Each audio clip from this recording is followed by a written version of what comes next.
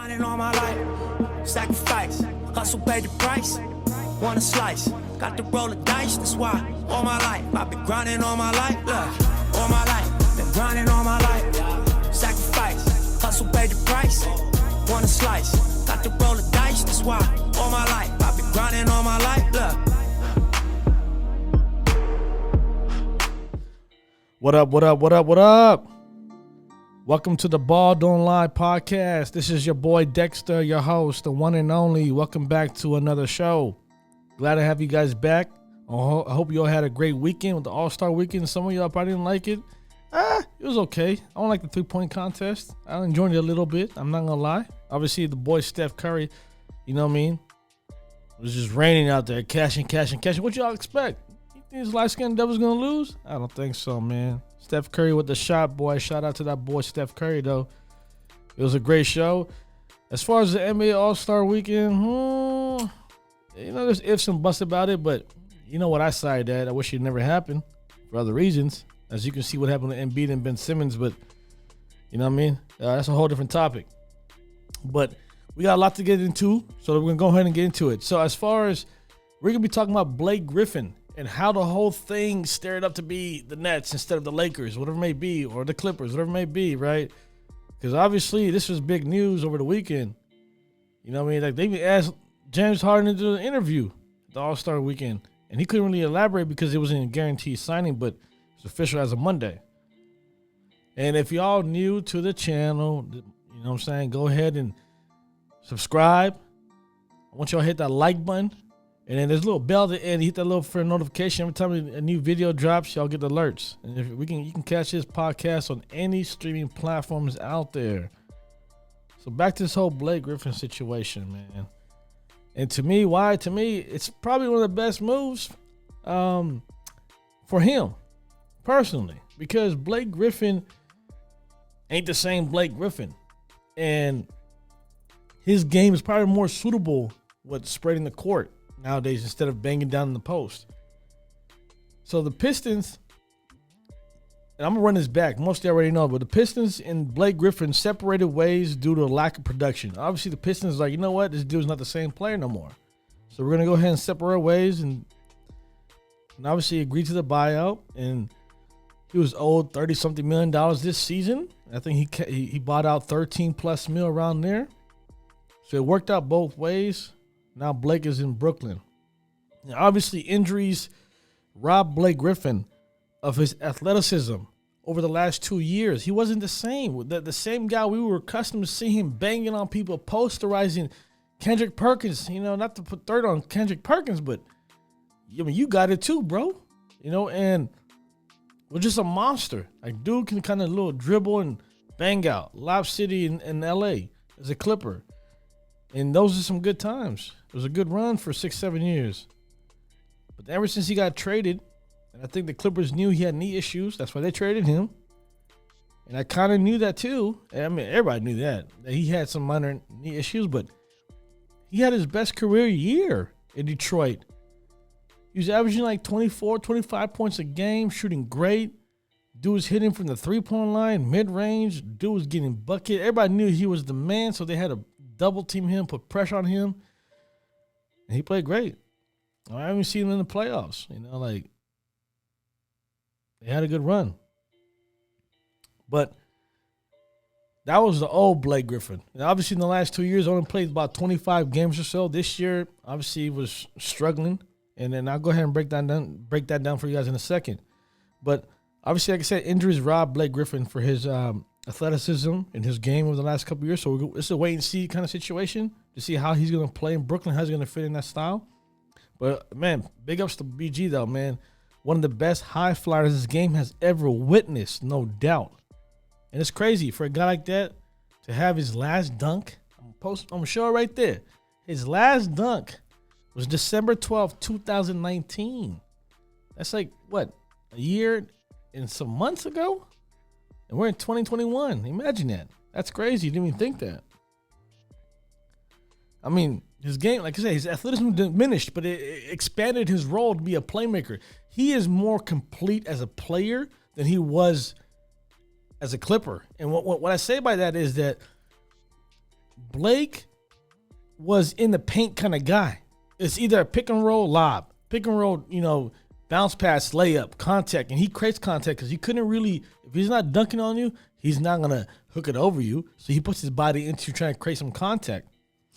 That was Blake Griffin. And he kind of developed a little mid-range, 10 feet away from the basket, was hitting here and there. But ever since the last part of his years as a Clipper, when all his teammates were gone, CP3 was gone, DeAndre Jordan was in Dallas, CP3 was in Houston, Blake pretty much was doing everything. Then he gets traded to Detroit, and that's where his game expanded. Dude hitting threes from the corner. I think he shot like 37%, I believe, 36% his first year in Detroit. Those numbers dropped over the years, obviously because of injuries, but he's more of a playmaker now. He can kind of dish you the ball. Dude can pass the ball. Dude can dribble the ball. Dude can hit you some open shots.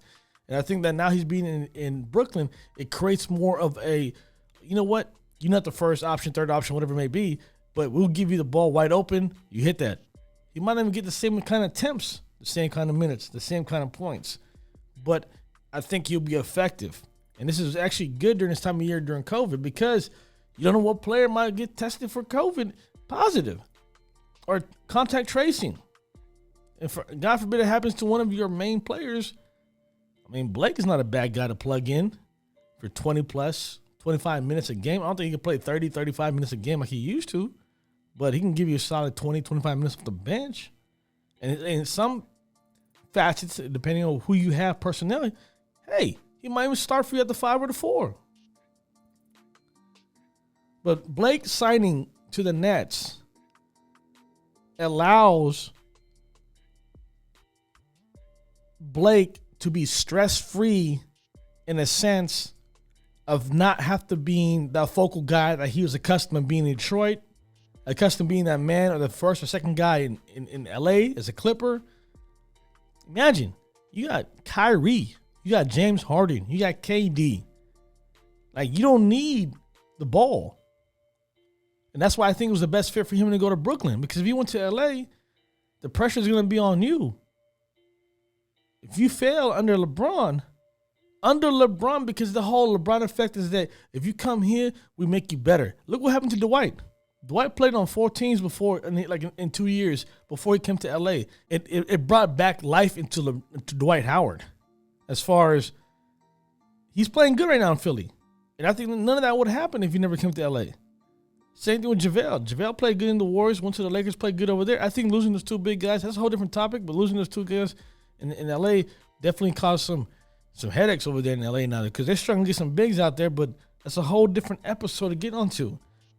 So going back to Blake, that's the best fit because that's a spread and shoot kind of offense if you look at it. There's no one player that's going to be ball dominant. James Harden's going to have it at times. Kyrie's going to have it at times. KD's going to have it at times. And Blake, whoever's guarding Blake, you can't leave him open because you got to respect that he can hit those shots from here and there. And if he's healthy, he should be somewhere in the mid-30s as far as three-point percentage. But you got to respect his game. 6-time All-Star. Like, dude can ball. Obviously, his game diminished, like I said.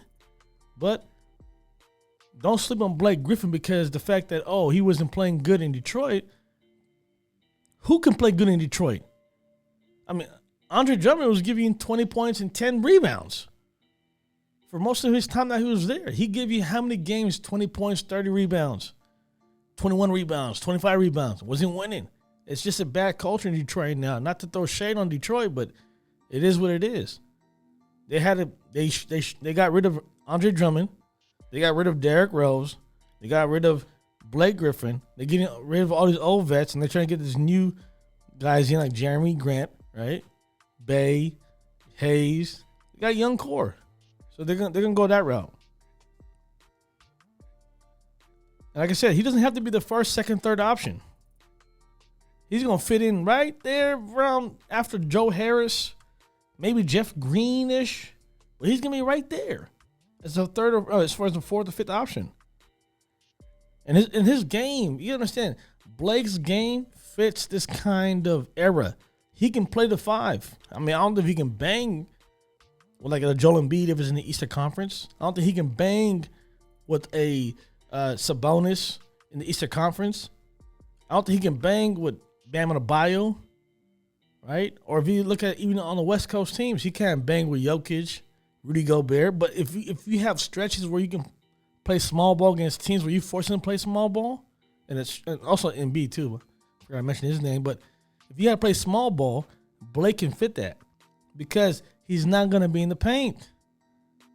He's going to be out there 15 feet to 25 feet, 30 feet, trying to spread the court. And everybody's going to do their own thing. James Harden. Kyrie Irving. KD with the swish. So, I mean, this team's going to be very good. I mean, I don't think it makes a difference. Blake does not make a difference as far as making your team a dramatic increase as far as winning a title. I think they're already good enough to even be there in contentions with the Lakers, depending how the Lakers will be healthy, the whole AD situation and LeBron. But if they're all healthy, it's going to go down to the wire between those two teams, but it doesn't give them a clear cut. I think the whole Andre Drummond situation is going to be the clear cut. Whatever team he goes to between these two mega teams, yeah, that's going to be a deciding factor. I got a whole different episode on that. And Blake's minutes all varies on how he plays. But that also eats in Jeff Green. Jeff Green's situation, I mean, Ball is balling out of his mind. Out of his mind. Like, it's like he's having career numbers as far as per minute. He's averaging 26 minutes off the bench. 26 minutes off as a starter, 23 minutes off the bench. But when he's playing, it's like, let me hear that one more time. Bruh. It's crazy because like when they go to the fourth quarter, as far as the Nets, if y'all been watching Brooklyn, they go small ball and they put Jeff Green at the 5. And what that does is that it gives them versatility. It gives them agility. It gives them to switch on every single pick and pop, pick and roll. And also Jeff Green can actually play multiple positions as far as defensively. He can he can bang with certain 5s. He can play at the 4. He can play at the 3. Even at the guard situation. Obviously not speedy guards, but 2 guards. He can be right there. That's why to me Jeff Green is a huge, huge plus. And he's playing he's playing great. So we'll see what minutes get cut because somebody's gonna lose minutes somewhere. And I think it's gonna be around Jeff Green and maybe to a slight degree the other guards like Shamet and Brown and whoever else is coming off the bench, Johnson. It should cut into those guys' minutes. It shouldn't be Jeff Green for sure. Then, and let me just say this clear. Despite signing Blake Griffin, the Nets are still in the market. They're still in the market. Even though all this hoopla and all this other stuff about, we got Blake Griffin. And some people feeling some people are in their feelings in the West Coast. I'm not going to say names. But they still were here hunting. They got 2 spots. They had Andre Roberson just a couple weeks ago. They had Iman Shumpert. Just a few weeks ago. Him, as far as Iman Shumpert and Andre Roberson were signed, and they were immediately waived. That leaves up 2 free spots. Those 2 free spots, Blake Griffin got one of them. And Andre, if he gets a buyout, if he's not getting traded, guess what's going to happen? It's going to come down to 2 teams. And like I said, I have a whole episode on Andre Drummond that'll be dropping down tomorrow. Y'all can check it out. But if for some reason, right, Andre does not want to be a Net, then you're going to have players in the buyout market as far as JaVale McGee, because they got like 5 bigs in Cleveland, right? They got Andre Drummond, they got Kevin Love, they got Larry Nance, they got Allen, right? They just got from the Nets, and they just have what's his name, JaVale McGee. That's like 5 guys. So you don't need all those bigs. I mean, last thing I checked, it's a guards league now, right? It's not a big man league. So I'm pretty sure Andre Drummond and JaVale McGee will be bought out. My personal opinion, based on the market, based on the value, based on contracts, based on all kinds of stuff that plays a role in the buying market, I don't think no one's going to take that budge for Andre Drummond and JaVale McGee, even though JaVale McGee's contract is probably much easier to move right now. But like I said, if the Nets can't get Andre Drummond, then they can definitely try to shop for or try to get JaVale McGee, Hassan Whiteside, or maybe Boogie Cousins if he is interested, which I think he'll take any gig at this point. Well, to go back on Blake Griffin, he makes his team a little bit better. A little bit better. Not dramatically, but just a little bit better. You know, him teaming up on DeAndre Jordan, his old foe as a Clipper, Lob City. Remember when you hear Lob City, you hear names like Blake Griffin and DJ, right? Well, they're teaming back up together. I'm pretty sure that was part of the sale for him to come out there because DJ is a good friend of his. Blake Griffin also made, you know, it made a lot of sense for Blake because, like I said, he had a relationship with Sean Marks, who was the GM of the Nets. He also has a relationship with Steve Nash, a very good friend of his. They actually had played together in an All-Star, in the All-Stars as far as in the West. Like I said, they know each other. So there's a lot of, you know, similarities as far as comfort zone and stuff like that. So it was like a perfect fit. And you understand, when Blake pretty much, you know, took the buyout agreement, right? He took the veteran minimum, like $5.9 million, whatever it was. And it's lucky that the Nets actually had that option because that was an injury exception $5.9 million that was offered from the NBA because of Spencer Dinwiddie, who had an ACL injury just like months ago in the beginning of the year or the beginning of the season. So because of that, that freed up that spot for that $5.9 million. You got to understand, the Nets already pretty much capped out. But because of the injury exception due to an injury of players going to miss the whole entire year, they gave him that budget. Blake signed for the minimum vet, which makes sense because the guy made over $255 million in his career anyways. That's a lot of money. He's not chasing money at this point, right? I don't think so. He's trying to chase that ring. He's like, 31 years old, right? Been in the league for, I'll say about 10 plus years, I believe. Maybe less. I could be wrong. But it's about 10 years, I think. But anyways, Blake Griffin signed with the Nets to win a ring, not for the money. He made over $255 million. So we'll see what happens. Ring opportunity.